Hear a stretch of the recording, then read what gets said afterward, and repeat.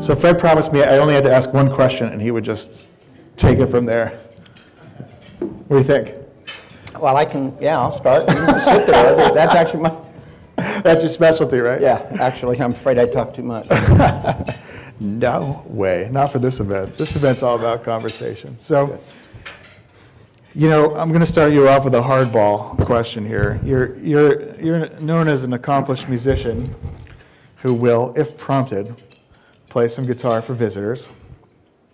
Tell me about the role that music has played in your life. Like, what kind of music do you like to listen to? What do you like to play? And how important is that outlet to you in your life? Yeah. Well, if you come into my office in Salt Lake, I generally have about 6 to 8 guitars in there. Mm-hmm. And it's not unlike us to have the band come in. We have a number of professional musicians. And we'll strike up the band and do some America. We'll do some Beatles. We'll do some Crosby, Stills. That sort of thing. But I've had the great opportunity in my life. I think it happened in, February of 1964. I was one of those guys that got to watch those 4 kids from Liverpool, and I wanted to be like them, and I've learned all those songs. I kept thinking they would call me someday, and they didn't. But I have had the opportunity, and these are true stories. I have played with the Beach Boys. I've played with the Doors. I've played with Mitch Ryder and the Detroit Wheels. I've played with Buffalo Springfield. So in my life, I've had the opportunity. When I say I played, I'll define that. We were the warm-up band. But that's close enough. No, that's pretty good. That's pretty good. And I think, so I still sing or play almost every single day, and it's a lot of fun. Music is math. Math is engineering. Engineering is medical devices. They're kind of, I think, all tied together. So do you have any Brian Wilson or Jim Morrison stories you want to let are suitable for 2. consumption? Actually, 1 for each. Let me start with Jim Morrison. In 1967, we were the warm-up band for the Doors, and I was backstage with Jim Morrison and his girlfriend and Robbie Krieger and Ray Manzurek. Yeah. And I decided if that's what being a musician was, I wanted out. I did. That night I made that decision, and I made another decision the next morning, and there was a war going on, and I was going to get drafted, and the next morning I joined the United States Army. Right. So that's the Doors story. I had the opportunity this year. There was always this kind of interesting thing going on with the Beatles, and the Beatles, and particularly McCartney, just loved Brian Wilson. And in fact, when the Beach Boys did Pet Sounds, the Beatles thought they had been outdone, and so they went to the studio and they came out with this album called Sgt. Pepper's. So this year I had the opportunity to go see this wonderful movie called Love and Mercy, if any of you have had a chance to see that. But I think to add something to that, and it's really the life of Brian Wilson, and it's a really interesting life that he had. But about 2 weeks after that, I got to go to Brian Wilson's concert in Salt Lake City.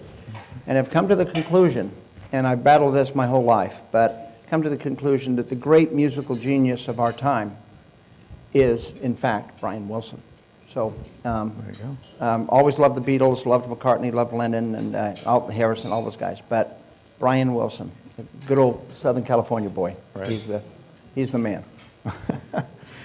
So, you went out and you joined the military, and you told me that remains one of the sort of defining moments of your life. Yeah. And why is that? Well, first of all, if you think about 1967, you think of all that was going on in this country, all the challenges in the streets of Los Angeles and Detroit. You think about this war and the opposition to the war, and yet, there was a draft, and I didn't have any money. I went to school a couple of semesters, but I ran out of money, and so after that band thing that night, I joined the Army as a private. Mm-hmm. So what happened from there, though, I think was really, I'm one of the most fortunate people, if not the most fortunate person to live. I mean, I went through basic training. I got the haircut. I did all the stuff. All the things that you do as a private. Mm-hmm. And but shortly after that, I was one of those guys that got a tap on the shoulder. You see it in the movies, where you get a little tap and someone says, hey, we'd like to talk to you. Yeah. And from that, I was asked to go to OCS. I then received a commission. I then went to IOBC with a graduating class of West Point, and my military career just kind of marched on down the road. And I think what I really learned from all of that is that you could really do almost anything that you put your mind to. I saw a professional baseball player, you know, a great athlete, but when we were at jump school, he couldn't take it. Yeah. I thought, that's odd. And I remember the drill sergeant saying, well, just look to the left, because that guy won't be there, and then just look to the right, and that guy won't be there either. Unfortunately, I was on someone's left, and I was on someone's right. Right. And, but from that, again, of course, I got my wings. Went to OCS. I was then invited, again, another tap on the shoulder to become a Green Beret. And there's a long story there, but it's not one for this audience for that. But anyway, Right. I think what it taught me is there are people that are stronger, there are people that are smarter, but the question is, will they be the last guy standing? Mm-hmm. And I learned that in many cases, I in fact was the last guy standing, and so it taught me about just sticking it out, and it, I think drives right into this business. Yeah. It's a tough business, and you got the big guys. I mean, there's these big companies, and there's big dollars being spent, and how do you figure out where your place is in that world, and how do you compete? And so that's what I learned in the military was, as a special forces, a sneaky Pete, how was I going to accomplish the mission? How was I going to survive? How was I going to make it back home? Mm-hmm. Those are pretty profound questions. Yeah. So. I mean, I was going to ask you what jumping out of an airplane taught you about entrepreneurship. And I think we talked about it in the interview we had once about risk and how you accept a certain amount of risk when you go into business. Yeah. And well, it's simple. And fear, and conquering It scared fear. the hell out of me every time I did it, and I was a Right. master parachutist. Mm-hmm. But it's one of those things you learn to control the fear. You learn to understand what you need to do, and you're so well trained that you know, if you don't get a deployment, or if you have this or you have that, you know what to do. Right. And so I think in our industry, and I had something like that happen today. I'll give you an example. So I'll try not to defame anybody, but we have a vendor who is kind of a collection company that orders come to them and then they're then transferred to us. Yep. I think everybody that's in the room does this kind of stuff. Well, we had a failure. We weren't getting orders. And you know, I have an audit committee meeting tomorrow morning. And the question I'm always asked is, which issues are obstacles for us to meet our financial goals as a company? Well, one of them is if I don't get the orders, I can't ship. Yeah. That's pretty catastrophic. In fact, we've had this vendor that 3 times they failed us in the last month. And so we called a meeting. We said, okay, guys, and I actually like the turmoil. I like it when the bullets, I shouldn't say that. I like it when there's chaos and when there's, I kind of thrive on that. That's where you thrive. And I'm very calm. I'm very calm in that thing. Anyway, what we did, we just said, we have a list of all our customers. We are going to fire out an email. We're going to go to all the regional directors. We're going to get it down to the foot soldier. And in less than an hour, every account in this country will know that they should do this, this, or this. And all those orders will go out. We adjusted customer service. Nobody's going home, and so on and so forth. And so we took a crisis, and in just a matter of a few minutes, you know, we were able to make sure that we had a battle plan. Mm-hmm. And that's kind of fun. I mean, I like that. I like it a lot. But nobody else likes it but me, but I do like it. So. What do you like about it? I mean, is it just the adrenaline? Is it the high of getting something done? Or is it just that you like to exist in a state of conflict? I like commanding troops in battle. Yeah.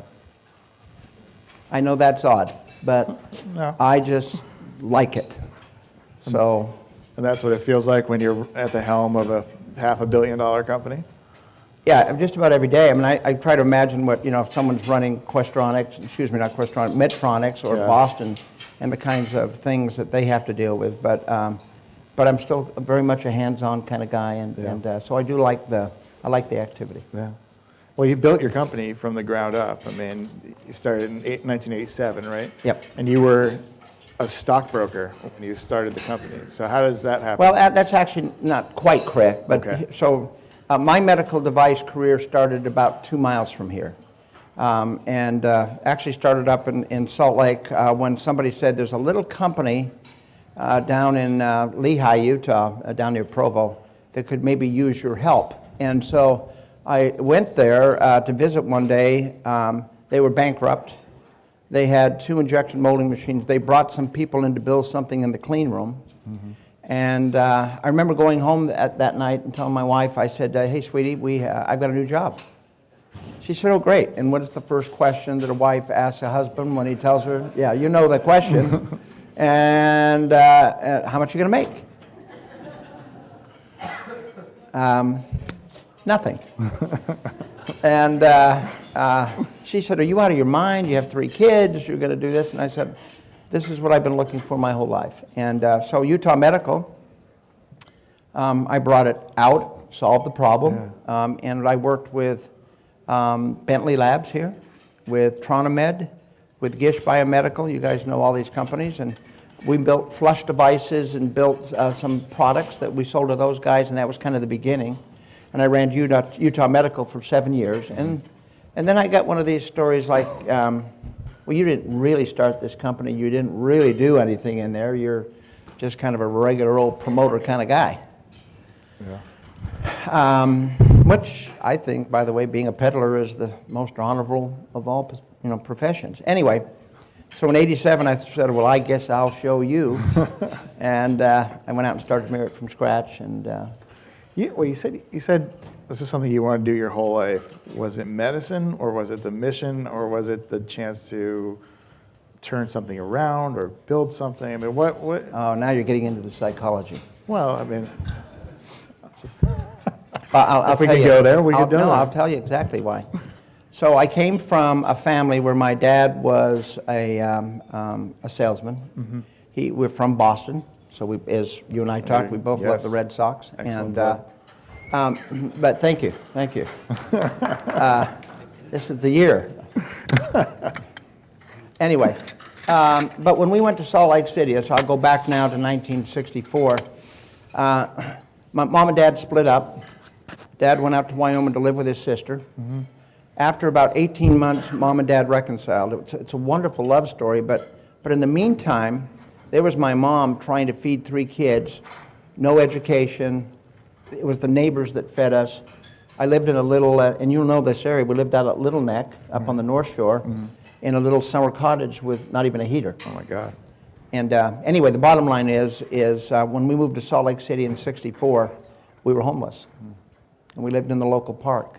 Wow. And I guess always wanted to be legitimate. You know, if you're kind of come from a family and there's the education, we're not blue bloods. We didn't have the Ivy League educations. We didn't have that. But just as an interesting note, my daughter is going to be a senior at Columbia. There you go. So it's just one generation away, and she just got hired by Barclays today as to be an investment banker. So, and she hasn't graduated yet. So, anyway. So you wanted to, you said, be legitimate. So you felt that running a company made you was more fulfilling than, say, because you were a stockbroker. Building you were something. Doing real estate. I was a stockbroker. And I think that's where I started looking at medical device companies like Deseret Pharmaceutical, which is the parent of all Utah medical device companies. Kolb Labs over in Denver, Valley Labs, those companies, U.S. Surgical. For some of the, I see some heads nodding, so I know that. Well, my dad worked at U.S. Surgical. Yeah, so I know. Leon Hirsch and those guys. So I thought this is pretty cool, and that's why when that opportunity presented itself, I didn't go ask anybody any questions. What do you think? I knew immediately, and I just grabbed it. Yeah. So were you drawn to the stories like a Leon Hirsch story? You know, a guy who sells washing machine parts who suddenly finds technology and builds $1 billion business? I mean, is that, Well, you know, is that the I think, story you wanted for your yeah, life? well, I mean, I don't know that I sought to be like anybody or do anything, but I think that's the wonderful thing about where we live, and the wonderful, really, when they call about the American dream, it's, you know, you got two guys running a bicycle shop. It was a little bit more than that. If you get a chance, read that book, The Wright Brothers. It's a tremendous book, but the work that they did, I mean, just to the first flight, to have that glider, Yeah. and then to look in his lifetime to watch, you know, go to jet airplanes. I mean, so you go from a glider to a prop to a jet, and do that in a lifetime, and it's an idea. It's things that get exciting, and one really important thing for me.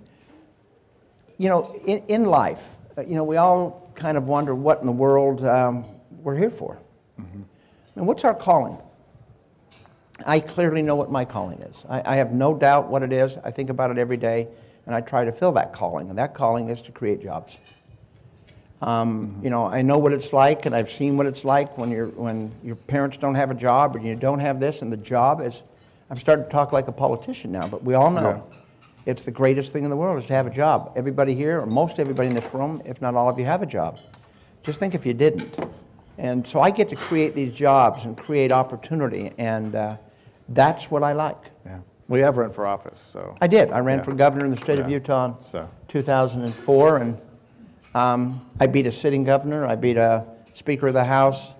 I lost by just a few votes, and I'm glad I lost, because I don't really know if I would have liked it very much. Just happy to be nominated, right? Yeah. But let's go back to the 1987 and Merit Medical. What was the founding purpose of the company? Your first product was the disposable syringe. Yeah. But what? Well, how did you get that idea for that product in that company? Yeah. Well, first of all, in '87, you started to see the emergence of PTCA. Mm-hmm. You know, Grunsick was out there, and now we're starting to take these balloons. The risk of HIV. People started thinking more about, you know, what do we do to protect healthcare workers? And we started seeing a few syringes show up that were essentially propylene syringes that were using molded handles and reinforcements, but on something that didn't have much clarity and didn't have much strength. So, and then we had another thing that went right along with that. We didn't have much money. And so when you think about it today and you talk a control syringe, polycarbonate, or you talk about medallion syringes that Merit makes and things like that, they seem like, you know, oh my gosh, what was the big deal? But you have to remember, nobody had ever done it before. Mm-hmm. So it was revolutionary at the time. Right. You know, doctors were using glass syringes, and they had to be sterilized. I mean, I still see docs that will show me the scars where one of those syringes blew up in their hand. And so that was the idea. It was relatively low cost to get in, and we had to build some molds. In fact, not too far from here, we had an investor, a great man that owned a company called Mager Mold. They're still here. They're up in San Dimas, and he would actually build the molds for us, and we didn't have to pay for them until we started selling product. And then when the business got going, a guy by the name of Max Ruff, who passed away just in the last couple of years. But I mean, he was one of those guys that was an orphan of World War II, mm-hmm. And he loved Americans because the Americans, as they were rolling over Germany, stopped and gave him a candy bar. You know, you see that in the movies and you hear about it. Yeah. Well, here was a kid that actually happened, and he came here and became one of the great mold makers in the medical device industry. So you knew there was an opportunity, but how did you build the business? I mean, you started, I mean, did you go out and raise the money first? Yeah, I did. First of all, I took everything that I had, every nickel I had, and then I brought 3 other partners with me, and they didn't have any money to buy the stock, so I gave them the money that I had so they could buy the stock. Right. And then I went out and raised a couple of $1 million in a private placement, and then we did our public offering. You guys, just think about just the enormous amount of money I'm about to talk to you about. Our public offering was $2.4 million gross. I think the net was 1.8. And that's what we started the company on. We became a public company and really did essentially an angel round in the public forum. And that's how we got. Wow. And when did you do that? That was in like 91. So It was pretty. 91. It was pretty early. I mean, it was very early. Yeah. Wow. So, I mean, and when you went public, you were already though commercialized and out selling Yeah. lots of these. How did you build? I mean, who were you up against when you started the company? What I imagine. That Well, you there had was some really. pretty I big mean, business, some pretty big competitors. Yeah, I remember going talking to an investor about the business, and I said, we're going to start this business and we're going to do syringes. And I remember this guy looking me in the face. He says, are you out of your mind? You're going to start with syringes? You mean you're going to compete against Becton Dickinson and Sherwood and these guys? You're nuts. You're crazy. I wouldn't give you a nickel. Right. I still see that guy, by the way. And I just, every time I see him, just do a little. But we did something big after that. Yeah. And that was, we were the first guys to come out with a digital inflation device. So along with this same wave of this PTCA, I remember talking to a technician and saying, if there was one thing you could do, what would you do? He said, I'd build an inflation device that didn't leak. And I said, well, what's an inflation device? And he brought me one from a local company here that doesn't make them anymore, but a big company that we all know. And he said, if you can make one of these, then you can start a business, or at least it'll enhance your business. And for those of you who saw Merit's inflation products out here, we're the world leader. So in terms of inflation devices, against Boston and Medtronic and Cook and Abbott and a whole bunch more, Merit is the world leader in terms of inflation devices today. So that was the second product you put out? Yes. Yeah. So is there a theme to how you've released new products? Because you're in so many different markets now. Well, we're actually not in so many. So we're in Different product interventional categories. cardiology, Right. interventional radiology, and endoscopy. We try to focus, and then we have a big OEM business too. I think I remember having a big fight with one of the people that I'd brought over, and I remember the fight was, I remember her saying to me, well, now, we need to do another inflation device product. And I said, fine, tell me what it is.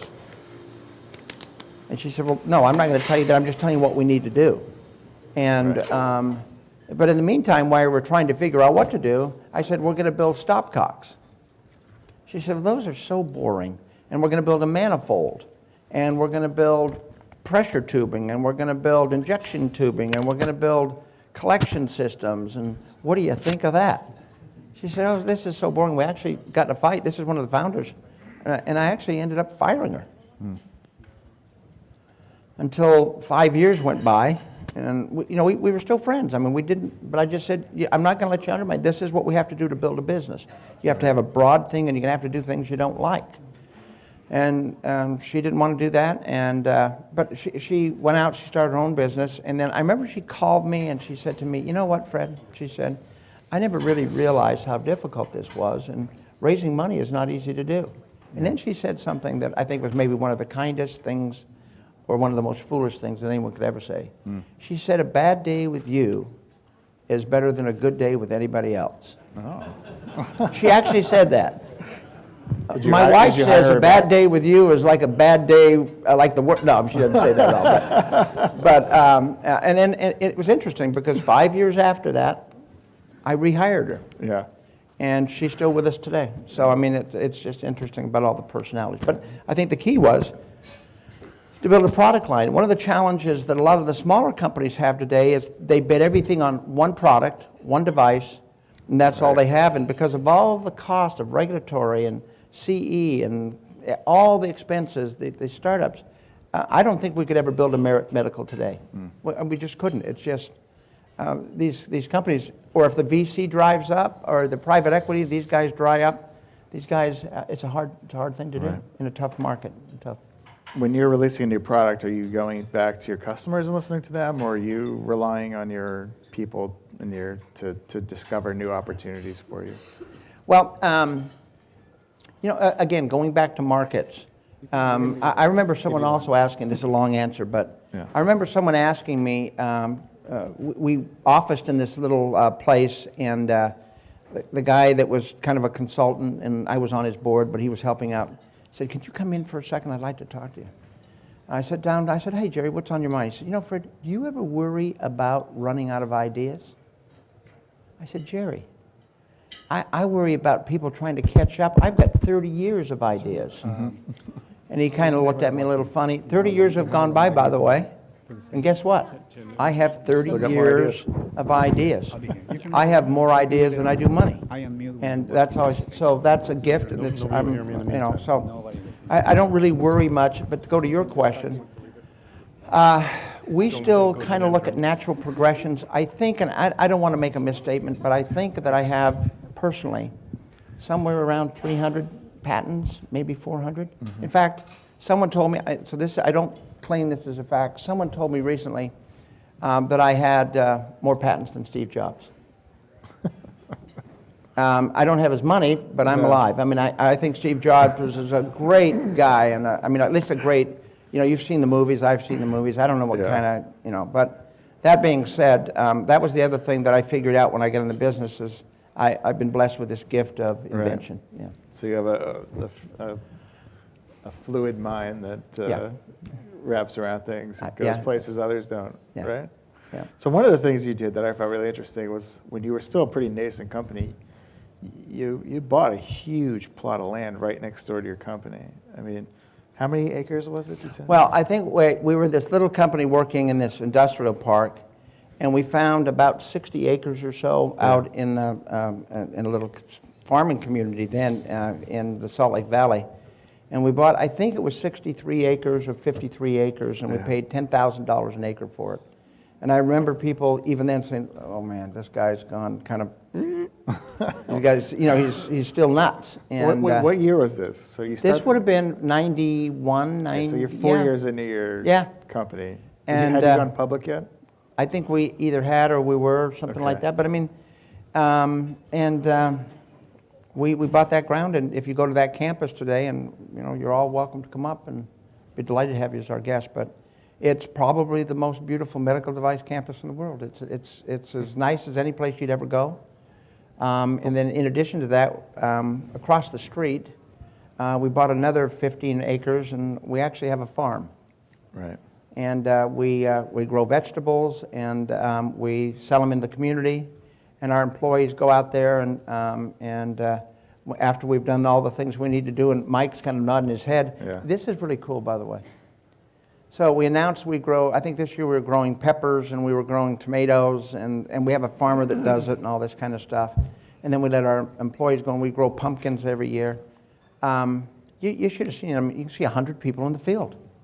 And they're out there getting these things, and they're going home and making salsa and doing all the things they do, and they're thrilled. And so we've actually now started and made this a more formal community company farm, and we have the tools in the shed, and we'll be doing all these things in the little boxes, and it's really great for morale. And it's fun, and it's something that's quite different. And then we decided just recently, maybe in the last couple of months, we actually have a sign out there that says Merit Farms. And this thing, I mean, you could go out there and put a baseball field on there. I mean, the thing is so pristine, and it's all, I mean, it's cool. It's kind of cool. So why, it's kind of odd. It's kind of like, why would you do that? And the answer is because it's kind of odd. And it's kind of, I don't like, and we did it out kind of out far because I don't want to be at the airport. I don't want to be where the main corridor. I want to be out there kind of on my own, and we did that, and now there's a community of 150,000 people living there. Yeah. So but people thought you were, I mean, I've talked to some people in the area, and they said, well, people were thinking that maybe he was a little crazy when he bought that. But what, I mean... Well, we had a vision.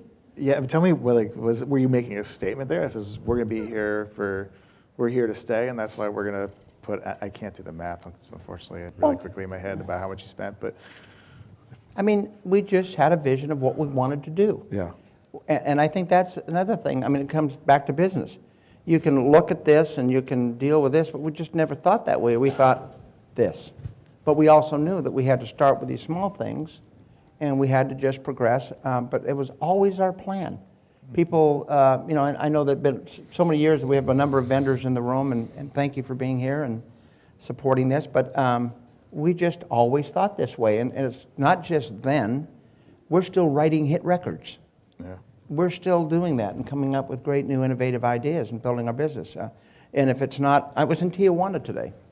We opened a facility there last July, not very long ago. We have 350 employees there. But if you walk into that facility, you wouldn't know if you were in Salt Lake City, you wouldn't know if you were in Galway, Ireland, because it looks just the tables, the cubicles, the furniture, everything is the same there as it is in Salt Lake City. Right. So do you make angel investments yourself? I used to, and I never made any money, and I just didn't have time to do that, and so the answer is I do not, and I only own one stock. So I'm One. No portfolio. Merit Medical? Or That's it. Twitter? It's the no. No. Merit Medical is the only stock I own. We don't want to talk. I guess you could say I'm kind of invested. I'm not just with my toe in. I mean, I'm up to here. Well, the reason I asked that is if you're an investor in a company and the startups in an early stage company, and would you advise a young CEO to do what you did and that, to make such a bold, big statement? Things have changed so much, but things haven't changed at all. I mean, they have in terms of this, of regulatory and markets, and our industry, as you all know, is much more complicated today. That being said, we all kind of elevate to whatever the circumstances are, and we operate at that level. And I think the biggest issue, Merit was an investor in a local company here. So when you say angel investors, I don't do that, but Merit takes and makes equity investments in various businesses. One business that we invested in, just never hit their forecast. It was always, we're going to do this, and they didn't. We're going to do this, and they didn't. We're going to do this. I said, in the world that I come from, if you do that, they're going to have your head on a stick. Right. You have got to be able to deliver. So, what I asked, I think you do need to think big. But thinking big doesn't mean to be a fool. Right. It's just that you need to know. It's like, this goes back to the special forces stuff. Yeah. I always sit facing the door. You saw when I sat there. Yeah. I'll make sure I have two guys here to cover my back here. I'll make sure I have routes, ingress, egress. I'm always on the battlefield, always. Whether it's on a plane, or it's at the office, or it's in this room. I'm always on the battlefield. You're always ready. Well, I don't know if I'm ready, but I'd like to think I'm ready. But yeah, you ought to. If you want to pick a fight, don't come to my office. I'll tell you that. Don't come there because, number one, you'll get a fight. And number two, you're not going to win. So, I'm going to take your word on that one. But, are you a gambler by nature? Some of these moves seems like gambles. Was it luck that these panned out, or do you actually know what you're doing? Well, I wouldn't go that far. You have to act a little bit crazy so you can't keep everybody. But of course I know what I'm doing. Yeah. Yeah. I don't want to sound like, some. But yeah, you don't just build a company with almost 4,000 employees by not knowing what you're doing. But that being said, I think the greatest part of that is the people that I've hired. Yeah. That's what builds a business, is you get guys like these folks over here. They'll go, this is a special forces, not special services. We're not talking about the Army band here. Right. We're talking about the guys that are going behind lines, the guys that are developing, counterinsurgency and insurgency types of things. These guys will go anywhere at any time, and they know that they have to have their rucksacks packed and be prepared to move out in 4 hours anywhere in the earth. So if you want to work for me, if you're not willing to do that, and you're not willing to work 24/7, literally, I oftentimes, not often, from time to time, I was just talking about the other day, it's just about time for me to have another 2 a.m. staff meeting. Oh, God. Yeah. I don't do it very often, but if you're not willing to do it, I don't want you around me. I don't. What happens at, 2 a.m. staff meeting, you be at work at 2 a.m. or? Yeah, you show up, you get 1 hour to get there. And you're ready, and you're sitting there, this and that, or oftentimes we'll have a reading night. You come, you'll stay there. We'll start at 6 o'clock. You'll read till 9 o'clock. You'll come in at 8 o'clock and report on what you learned or what we're working on or which project, and we go through it. It's just, I'm not an 8 to 5 guy. I don't want to be a normal guy. I don't want to be a regular guy. I'm a Special Forces trained United States Army officer running a business. So I guess you're one of these guys who believes that culture eats strategy for breakfast in some respects. Well, I think, I don't know that sometimes there's, it's a rock that people hide. I think it's both. I mean, you clearly have to have a strategy. Yeah. You have to have tactics. You have to do all of those things. But you just don't have to let everybody know what they are. Right. Yeah. But the farm, some of the stuff you're talking about, the 2 a.m. staff meetings, I mean, it seems like you're really trying to build a culture of performance there at Merit.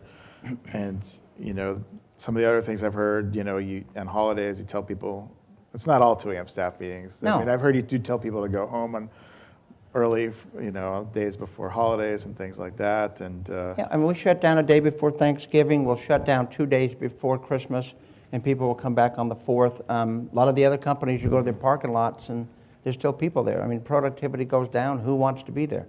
Nobody. We all want to be home. We want that time. Right. But on January 3rd or whenever you come back, you got to be boots on, strapped up, polished, and ready. And ready. Yeah. I always wonder though, how do you quantify culture and performance? I mean, is there any really way to look at that and put a sort of a bottom analytical number on it? Well, I guess the bottom line is you don't get to have the culture if you don't have the performance. I'm often accused, by the way, whenever you say performance, I get a little bit. Everything is 90 days and everything is every quarter, and you have to do this and you have to do that. And I had someone say this to me one time. He said, "You're probably one of the best, if not the best, medical device CEO. It's just too bad that you're not private, because Wall Street expects this and that." And I try to understand it and I try to respect it, but at the same time, I'm not going to succumb to it. Or just not going to. So I'm going to always invest for the long term. That's why we bought the property. It wasn't to say, "Oh, look, we bought this property." It's because we thought it out. We knew what we were going to do. In order to accomplish the mission, this is what we needed to have. So I think it's always long term. And this is another interesting part, too. I'll give you an example, and this is about as succinct as I can make it. So if you start thinking about something like introducer sheaths, okay, vascular access. We started out with a 25-year plan.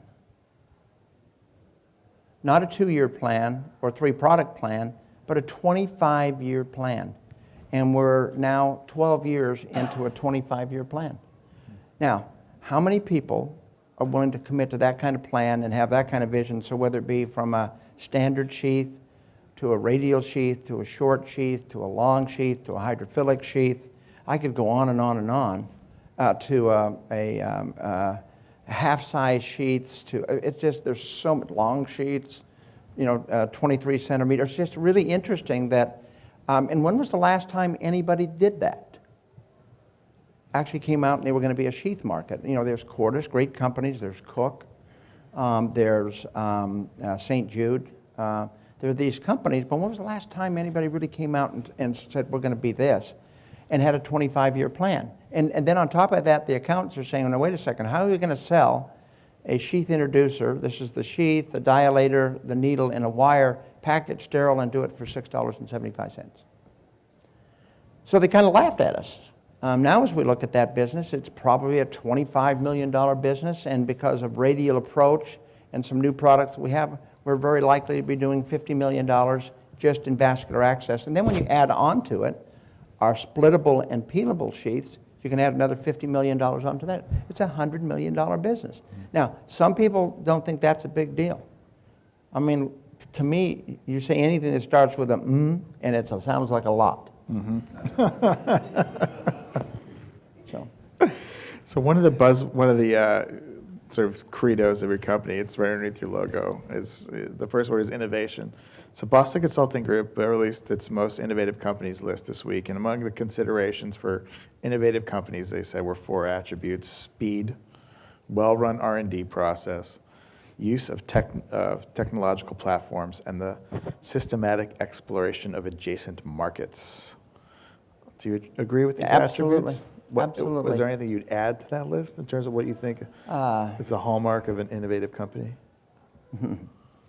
Yeah, speed is, again, very, very important. I mean, there's another one, decisiveness. It's just like I talked about today. I don't know what other companies were doing, but within 1 hour, we were set to go. We knew exactly what to do. We had a battle plan in place, and too many people spend too much time. And I think this was an attribute of Steve Jobs. You know, the old thing, the customer's always right. Well, no, they're not. The customer always knows. No, they don't. Who the hell ever came up with that stuff? Yeah. Wait, that saying? Yeah, well, I mean, yeah, the customer doesn't know what they want most of the time. We have to tell them. That's our job, is to go tell them. I remember the digital inflation device, because you reminded me of this story. I remember going in and talking to this technician and talking to this doc, and I said, what do you think of this digital inflation device? And he said, well, what would I need that for? I've got that guy standing right over there. He just records it all. I said, yeah, well, okay, I could see. And then here's the procedure. The next thing you know, they needed a certain shape of a catheter or a certain length. And he says, hey, I need this catheter. And the guy's like running down the hallway, never picked up that little thing again. And that's when I said to myself, hey, they don't know what they need. They don't know anything about this. So it's that kind of stuff that observing is, I think, another important part.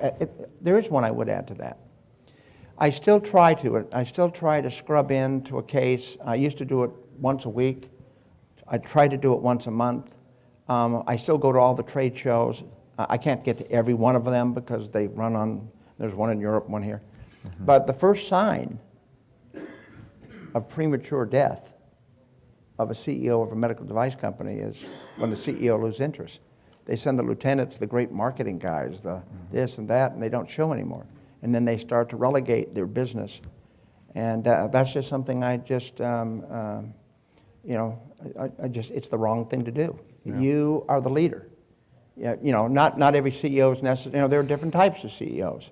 But at the end of the day, you're responsible. And how can you understand, if you're not on the battlefield, if you don't know what's going on up here, how can you run a business? Right. But just by numbers or just by this of sitting in your office, that doesn't do it. So the old management by walking around, the idea that you're out there, those are important attributes of leadership in any business. If you're not willing to do that, then you shouldn't be leading. I imagine over this run, it's a pretty darn good run, 28 years. There's some pretty high moments and some pretty low moments. Can you give me, kind of succinctly, what was the highest moment for you in your business and what was the lowest moment for you? The highest moment was not too long ago when our stock hit an all-time record high, about 4 or 5 months ago. Adjusted for splits, it was from that $1 stock, it was like $200 a share. So that's pretty cool. I would say that the lowest moment of that is when I had my son, Brian, who was working with me, and I had to fire him, and then within 2 years I'd lost him. And so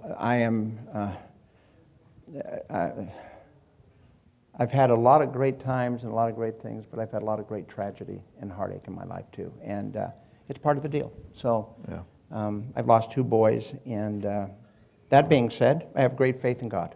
I have great faith in our country. I have great faith in the people I work with, and so you just pick them up, and it's kind of the unfortunate. I don't want to sound cold and calloused here, but it's kind of the casualties of life. Everybody's going to get it. Everybody's going to have the heartache.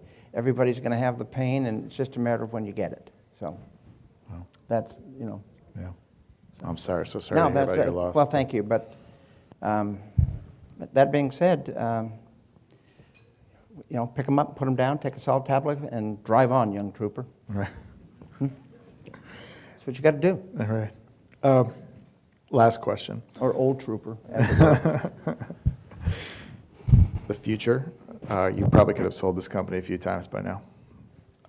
Yeah. But you have much bigger ambitions. What is your ambition for this company, and what's guiding you here? Yeah.